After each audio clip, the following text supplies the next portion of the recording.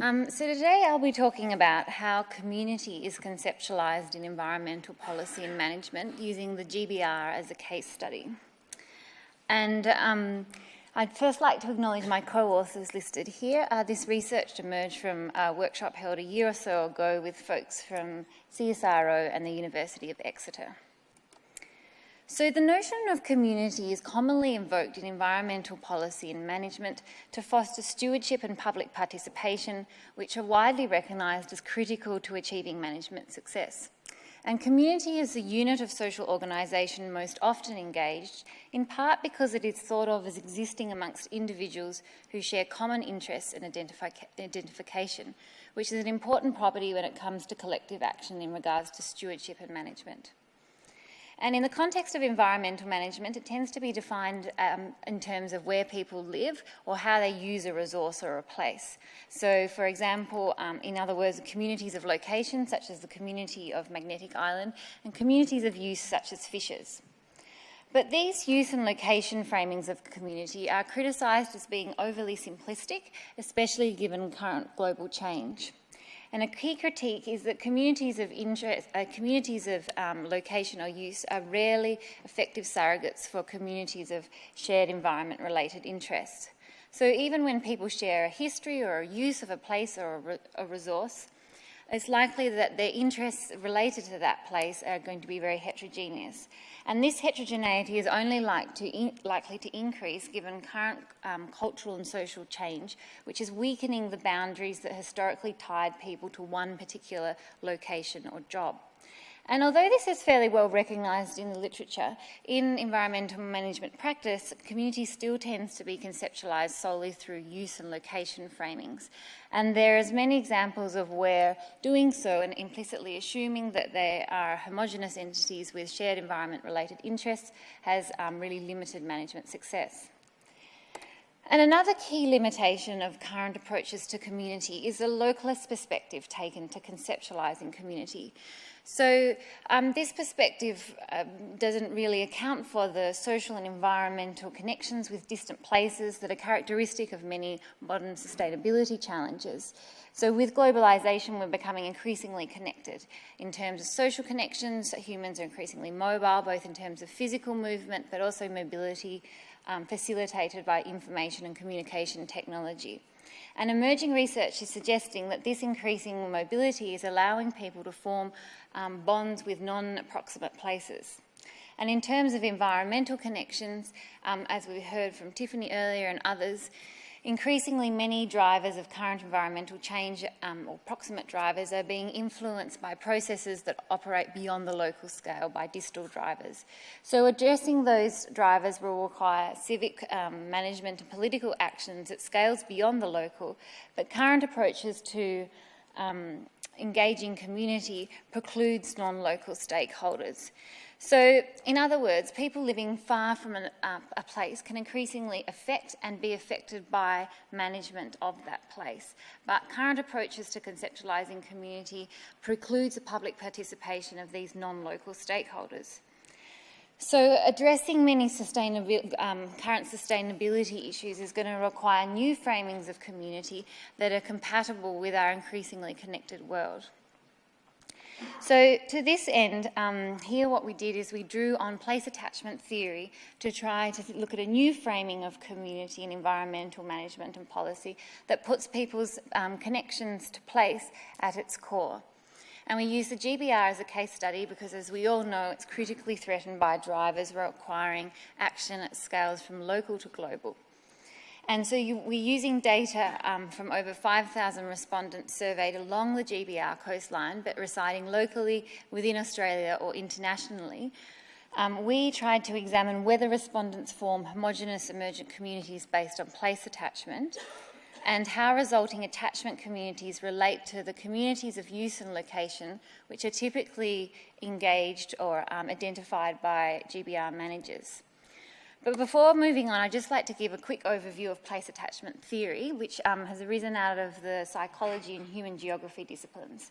So in essence, place attachment defines the bonds that people form with place and tends to be conceptualised as two-dimensional, comprising of place identity, which is the emotional attachments with place, how places offer individuals opportunities to express and affirm their identity, and place dependence, which relates to the attachments that people have to place based on their instrumental or based on its instrumental or functional value. So place attachment and people's bonds with a place are particularly important in influencing their evaluations of changes to that place, so how they are affected by management and whether they engage with it. So it offers an important opportunity for managers in terms of identifying and engaging with stakeholders. And we operationalise these two dimensions of place attachment in relation to the GBR using Likert scale statements. And because previous approaches to operationalising place dependence tend not to really allow for non-local stakeholders' instrumental value of a place, we divided the place dependence dimension into two to try to capture that people can instrumentally value a place regardless of whether they have ongoing direct interaction with that place or more temporal indirect interaction with that place. So we gathered data on these three dimensions of place attachment from 5,403 respondents as part of the CellTemp initiative, which is led by Nadine Marshall at CSIRO. And each of our respondents could be designated as belonging to one of 5 key communities of use that Grabumpa engages, listed here. And they could also be designated as belonging to one of 14 communities, location communities, either national community, international community, or one of 12 GBR coastal regions that has LMACs or local marine advisory committees appointed by Grabumpa. And lastly, we use cluster analysis to, based on those 3 dimensions of place attachment, to try to understand the potential for communities of place attachment.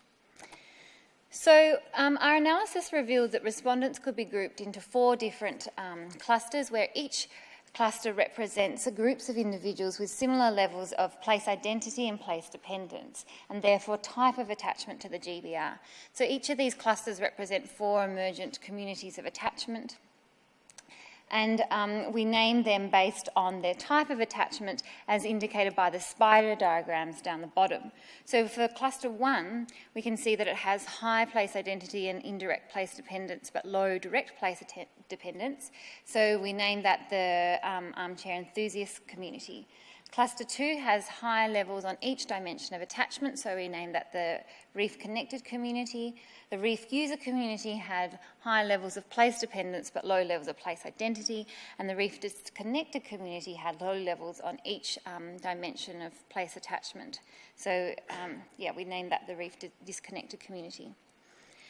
So members of each community of use were present in each community of attachment, but chi-squared analyses revealed that the distribution of stakeholders between attachment communities differed significantly by communities of use. So this suggests that communities of use are heterogeneous in terms of their attachments to the GBR, but some forms of attachment or communities of attachment are more prevalent in some communities of use than others. So for example, we can see that fishers and tourists are present in all of the attachment communities, but the armchair enthusiasts and Reef disconnected communities account for the most of the tourists, whereas most of the fishers are in the Reef connected and Reef user communities. Likewise, a member of each community of location was placed in each of the attachment communities, and the distribution of stakeholders between those attachment communities differed significantly between pairs of location communities that had national or international communities in them. So here we've pulled those 12 GBR regions. So this suggests that the diversity of attachment types or communities of attachment do not differ within the GBR region, but their prevalence does differ between the local communities and the national and international communities. So implications. First off, I'll discuss our results in regards to place attachment theory and then move on to implications for how community is conceptualised in environmental management and policy. So grouping of respondents into those 4 place attachment communities, suggests that people's bonds to the GBR manifest in 4 distinct ways or types, and the distribution of stakeholders, communities of use and location between attachment communities suggests that there are multiple processes underpinning those bonds. So, for example, in the Reef connected community, which had the highest levels of place attachment, we saw there was a lot of fishers and tourism operators and not so many tourists, which supports traditional perspectives on place attachment, which suggests that person-place bonds form through ongoing direct experiential processes. But we also found that such experience probably does not always lead to these kind of emotional bonds with place, and nor is it a prerequisite for such bonds. So, for example, we found that 30% of fishers who have ongoing direct experience with the reef were placed in the reef user community, which has low levels of identity. And whereas on the other hand, we found that a lot of the domestic tourists and almost 30% of international tourists were placed in the armchair enthusiast community, which had high levels of place identity. So our results have a couple of important implications or contributions to place attachment theory. And so it's the first study that examines place attachment in regards to a particular place amongst people living locally, nationally and internationally to that place. Because a lot of the literature on place attachment has tended to focus on local people and relations with proximate places, it's often been assumed that place relations are associated with parochialism and are negatively related to mobility. And our results challenge this assumption and suggest that potentially place attachment can provide a way to bridge social and geographic boundaries. Second, our inductive approach based on cluster analysis allowed a more nuanced understanding of person-place bonds, revealing new types of attachment that are facilitated by mobility. So those 4 communities of attachment represent 4 different types of attachment and suggest that the nature of place attachment is evolving, where people can form bonds with places without ongoing direct experience with those places. So it is increasingly recognised that attachment can form due to symbolic meanings associated with wider sociocultural institutions and identities that aren't necessarily based directly on experience. So, of course, the GBR is well known for its unique Australianness and can play an important part in the identity of many Australians. But for international respondents, the GBR may resonate with other kinds of identities, such as environmentalist or tropical diver and so forth. And this relates to the GBR not so much as a specific place, but as a type of place. And it is increasingly recognised that this sort of generalised attachment to place is on the rise as we become more mobile, and the factors that influence identity shift from roots in place to roots of expression. And in terms of implications for community and environmental management and policy, our results suggest that categorisation of stakeholders should go beyond location and use framings to also consider people's relationships with place.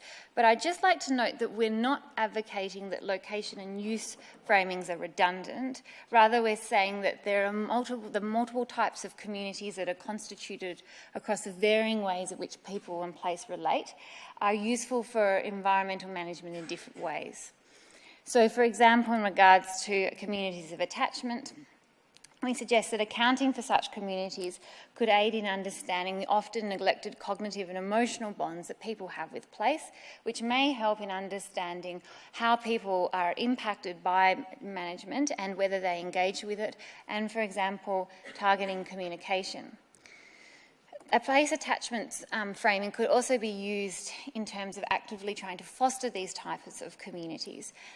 Managers could try to contribute to conversations that can contribute to that shape the thoughts and feelings that give rise to place attachment.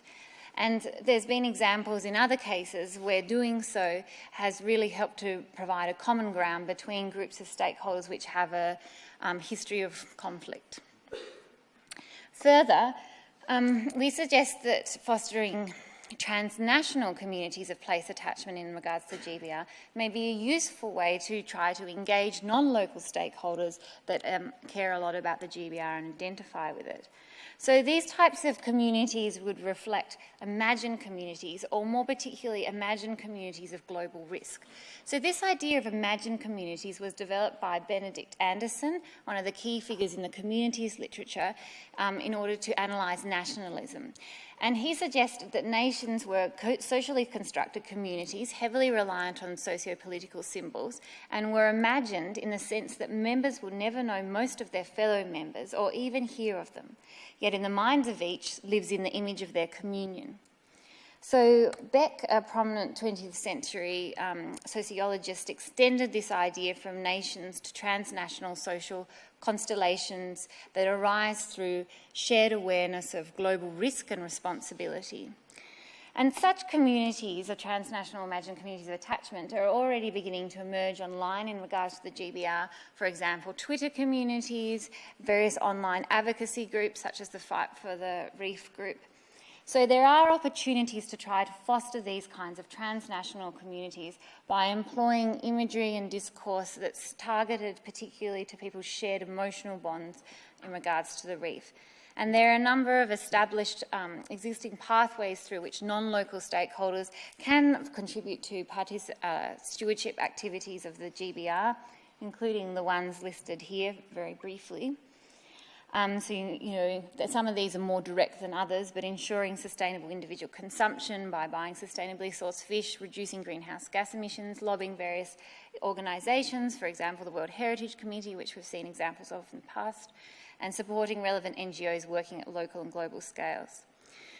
But we also suggest that effectively engaging non-local stakeholders will require transformation in global governance to allow transnational public participation. So it's increasingly recognised that addressing sustainability challenges in the Anthropocene is going to require multi-level global institutions. And there are a number of papers have pointed to this, and we agree with this, but emphasise the importance of this structural change also involving developing platforms for transnational public participation. And already we're seeing the emergence of these kinds of platforms, for example, the Worldwide Views on Climate Change, which is a forum developed to try to facilitate civil society, global, transnational deliberative processes on issues of global importance, for example, energy and climate. One was held in June 2015. Obviously, such a transformation is not without its difficulties, and there'll be a lot of complex issues to be navigated. For example, how to ensure fair transnational deliberative processes given power asymmetries between various actors. But this is a really exciting emerging area of research in the social movements and public participation literature.